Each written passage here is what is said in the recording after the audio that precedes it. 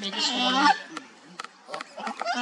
The stellar seal is known for the huge yellow action beak. This is a life important tool for the eagle. Because in Kamchatka, they feed on huge crabs called the Kamchatka crab.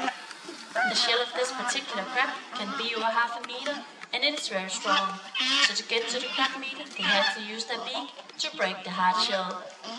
Og Kamchatka, hun er fuldt udvokset, og det kan man se på hendes fjerdragt.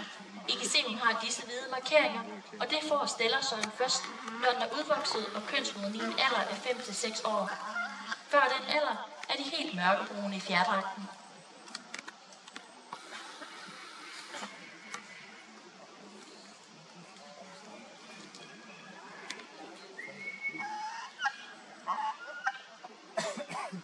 Men nu er hun altså på vej hjem igen, så skal vi ikke sige tak til Kamchatka fra Kamchatka, Stellersøjen fra Sibirien. Og let's say thank you to the stellar team from Kamchatka.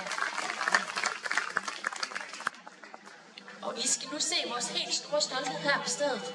Og det er den nordatlantiske havørn. Det er nemlig de ørne, der var med til at starte ørnereservatet her for 40 år siden.